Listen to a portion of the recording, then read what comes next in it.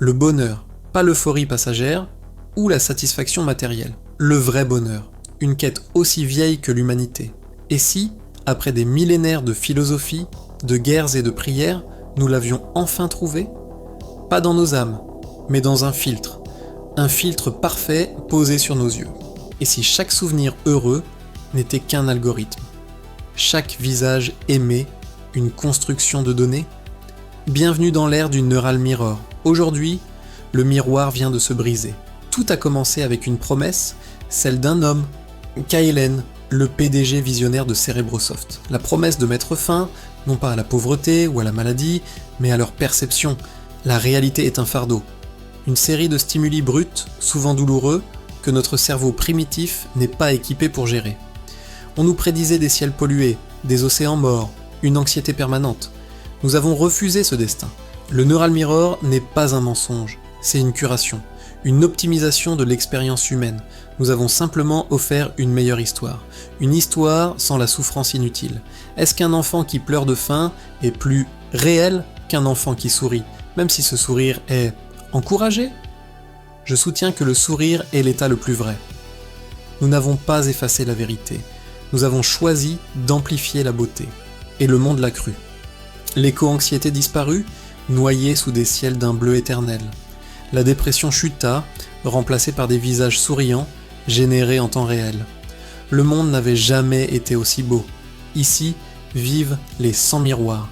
Ils refusent le progrès, s'accrochant à une réalité que personne ne veut plus voir. Des extrémistes, dangereux pour notre bonheur collectif. Puis vint le grand silence. Le voile n'est pas tombé, il a été arraché. Ce n'était pas une panne. C'était une surcharge en cascade, une dette de réalité. Le système ne pouvait plus compenser. La divergence était devenue trop grande. Les serveurs qui masquaient la pollution de l'air en Chine ont surchauffé à cause des vagues de chaleur qu'ils étaient censés cacher. Les algorithmes qui transformaient les décharges en parcs verdoyants ont manqué de puissance de calcul face à l'amoncellement exponentiel des déchets. Le système s'est dévoré lui-même, étranglé par les mensonges qu'il devait générer chaque seconde. Et pour la première fois, l'humanité a été forcée de contempler le prix de son confort. Un tour du monde en quelques secondes pour mesurer l'étendue de notre déni. Sous les océans, le plus grand organisme vivant de la planète n'était plus qu'une nécropole de calcium, masquée par un aquarium numérique. Le poumon du monde avait été rasé au nom d'une agriculture invisible, remplacée par un fond d'écran verdoyant.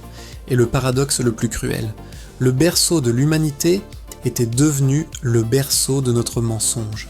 La technologie de l'illusion était extraite de la souffrance même qu'elle cachait. Nos châteaux d'eau, nos réserves vitales, n'étaient plus que des souvenirs gelés.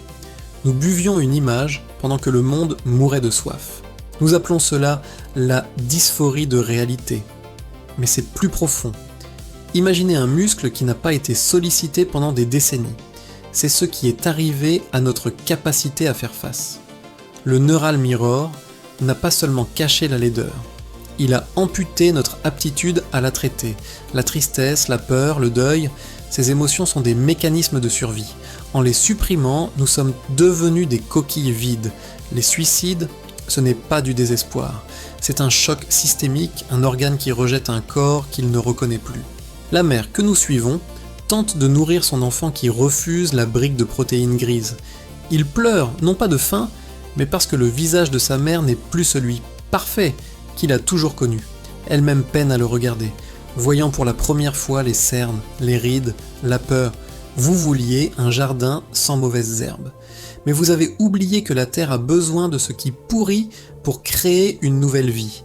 Elle a besoin de la mort pour comprendre la valeur de ce qui est vivant. Vous avez bâti un jardin de plastique et maintenant vous mourrez de faim au milieu de fleurs artificielles. Nous avons appris à manger les mauvaises herbes. Nous avons appris que la cicatrice est la preuve qu'on a survécu. Le dilemme ultime, replonger dans l'illusion comme une dernière morphine ou affronter la vérité pour avoir une chance de guérir.